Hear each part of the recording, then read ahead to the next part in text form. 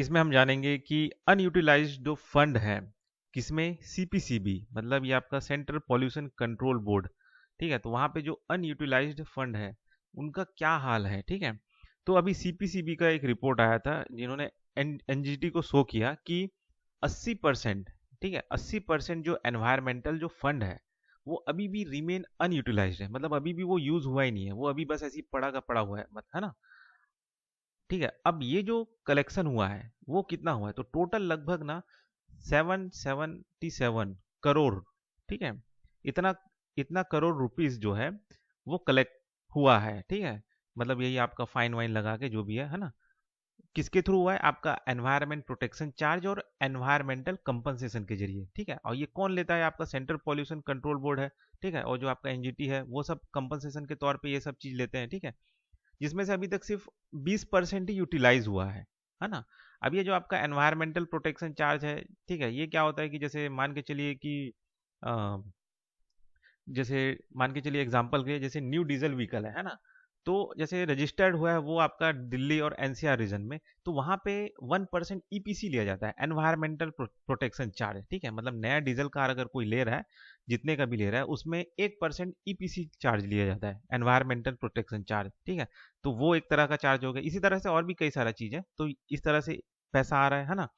फिर जो आपका एनवायरमेंटल कंपनसेशन चार्ज है उसमें क्या होता है, इसमें ये एक तरह का प्रिंसिपल, ये किस प्रिंसिपल पे काम करता है, ये करता है पॉल्यूटर पे प्रिंसिपल, कि मतलब जैसे मान के चलिए कि कोई कंपनी चला रहा है, ठीक है, अब वो पॉल्यूशन फैला रहा है या पेड़ काट रहा है या गंदा हवा फेंक रहा है, ठीक है, तो वो एक तरह से कंपनसेशन पे करेगा, ठीक है।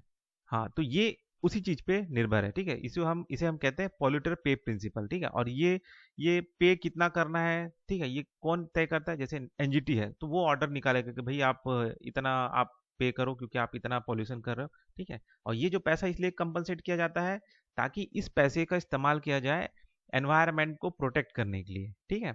तो इन दो चीज के जरिए आपका पैसा आता है, जिसमें से है ना, इन दो चीज के जरिए पैसा आता है, जिसमें से अभी तक सिर्फ 20% ही क्या बोलते हैं पैसा वापस क्या बोलते हैं एनवायरनमेंट को प्रोटेक्ट करने के लिए लगाया गया है, बाकी 80% पैसा जो है अभी भी रिमेन अनयूटिलाइज है, ठीक है। और ये जो आपका सीपीसीबी एक तरह का स्टेटूटरी बॉडी है, ठीक है, जो कि वाटर एक्ट 1974 के तहत लाया गया था, ठीक है।